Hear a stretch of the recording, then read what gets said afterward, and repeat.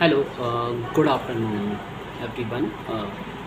आज हम लोग पढ़ेंगे कोशिका विभाजन यानी कि सेल डिवीजन। साइंस में बायोलॉजी में पढ़ेंगे हम लोग। क्या नाम पढ़ेंगे? चैप्टर का नाम है कोशिका विभाजन यानी कि सेल डिवीजन, राइट। सेल्स क्या होती है? कोशिका होती है ये, ठीक है। कोशिका का निर्माण कैसा होता है का कैसे नहीं होता है, इसके बारे में हम लोग पढ़ेंगे। ग्रुप्स ऑफ सेल यानी कि कोशिका का समूह। इसको कोशिका के जो समूह को कहा जाता है टिश्यू कहा जाता है। कोशिका का जो समूह होता है उसको कहा जाता है टिश्यू। और टिश्यू क्या होते हैं? ये अंग होते हैं, राइट। क्या होते हैंगे? अंग होते हैंगे। बहुत अच्छे से समझ लेना, जो कोशिका का समूह होता है उसको टिश्यू कहा जाता है। टिश्यू ही क्या होते हैं? हमारे अंग होते हैंगे। क्या होते हैं? अंग होते हैं। इसको अच्छे से पढ़ना, ध्यान समझना। ये पेपर में अच्छा खासा आता है, पेपर में हमारा, ठीक है ना। सेल्स डिवीज़न में कोशिका विभाजित होकर कई नई सेल्स का निर्माण होता है। जब सेल्स डिवीजन होती है यानी कि सेल्स का क्या होता है? विभाजन होता है। कोशिका का विभाजन होता है तो क्या होता है? कोशिका विभाजित होकर कई नई सेल्स का निर्माण होता है, कई नई कोशिकाओं का निर्माण हो जाता है, ठीक है। कई आगे है हमारा कोशिका विभाजन। कोशिका विभाजन यानी कि सेल डिवीज़न इन्होंने किसने किया था?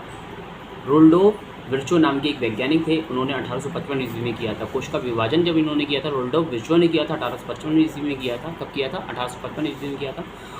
ओमनी सेलुलर ई सेलुलर, ओमनी सेलुलर ई सेलुलर, पहले से उपस्थित कोशिका से नई कोशिका का निर्माण होता है। ओमनी सेलुलर ई सेलुलर मतलब होता है पहले से उपस्थित कोशिका से नई कोशिका का निर्माण होता है, राइट। कोशिका विभाजन के प्रकार। कोशिका विभाजन के प्रकार क्या है? Types of cell division. Types of cell division के बारे में हम लोग पढ़ते हैं। तो इसे तीन भागों में डिवाइडेशन किया गया था। एक तो असूत्री विभाजन यानी कि इसको बोलते हैं एमिस्टोसिस डिवीज़न, समसूत्री विभाजन, मिटोसिस डिवीज़न, अर्धसूत्री विभाजन मतलब मेसोसिस डिवीज़न, राइट। हम लोग तीनों के बारे में अच्छे से पढ़ेंगे और इसके एग्जाम्पल भी देखेंगे। असूत्री विभाजन क्या कहलाता है? असूत्री विभाजन मतलब इसके अंतर्गत कौन कौन से आते हैं? प्रिक्योरेटिव कोशिका कहलाती है। इसमें कौन कौन से प्रिक्योरेटिव कोशिका कौन सी होती है कि एग्जाम्पल हमारा देखते हैं। अमीबा, जीवाणु, कवक, पैराग्नीशियम आदि। अमीबा, जीवाणु, कवक, पैराग्नीशियम आदि। और समसूत्री विभाजन में क्या आते हैं? कायिक गुणसूत्र में होते हैं। ये क्या किसमें पाए जाते हैं? कायिक गुणसूत्र में पाए जाते हैं, राइट।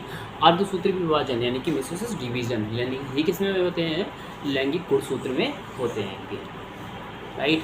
अगला क्या है हमारा? समसूत्री विभाजन। समसूत्री विभाजन मिटोसिस डिवीजन।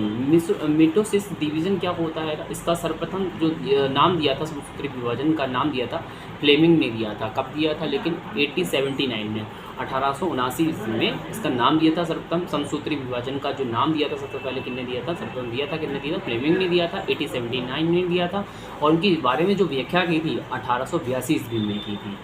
समसूत्री विभाजन की सबसे पहले व्याख्या जो की थी 1882 ईस्वी में इन्होंने व्याख्या की थी। किरोसिन ने की थी, फ्लेमिंग ने की थी, 1879 में की थी। सोमेटिक सेल्स यानी कि कायिक कोशिका में की थी।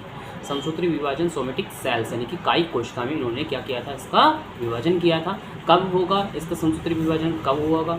तो समसूत्री विभाजन घाव बनने में होता है। कटे फटे अंगों की मरम्मत करने के लिए भी इसका उपयोग किया जाता है, राइट। ये अपने आप ही होता है, मरम्मत करने में काम में आता है समसूत्री विभाजन। नहीं होगा तो अपने आप अंगों की मरम्मत नहीं हो पाएगी, राइट।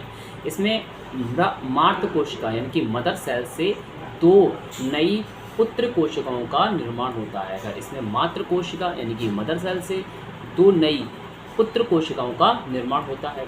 नंबर 1 क्या है? पुत्र कोशिका में मातृ कोशिका के गुणसूत्रों की संख्या के बराबर गुणसूत्र होते हैं। पुत्र कोशिका में मातृ कोशिका के गुणसूत्रों की संख्या के बराबर गुणसूत्र होते हैं। इसमें कितने होते हैं? मातृ कोशिका में 46 होते हैं। 46 जोड़ी कितने होते हैं? 46 जोड़ी होते हैं मातृ कोशिका में। अवस्था, इसकी अवस्था दो भागों में डिवाइडेशन की गई है, अंतरावस्था और सूत्री विभाजन। अंतरावस्था इंटरफेस और सूत्री विभाजन मिटोसिस डिवीज़न। इसके बारे में हम लोग पढ़ते हैं। अंतरावस्था में क्या होता है? इंटरफेस मतलब सेल्स डिवीजन की तैयारी होती है। इसमें क्या होती है कि सेल्स डिवीजन की तैयारी होती है, बड़ी अवस्था में होती है कि 95% तक होती है, राइट।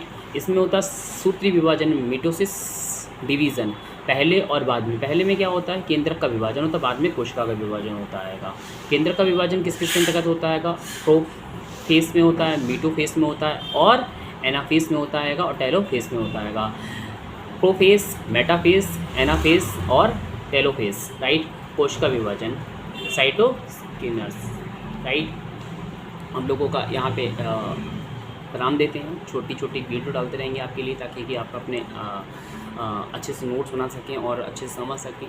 Right, thank you. हमारे चैनल को लाइक और सब्सक्राइब जरूर करें, प्लीज़ प्लीज़।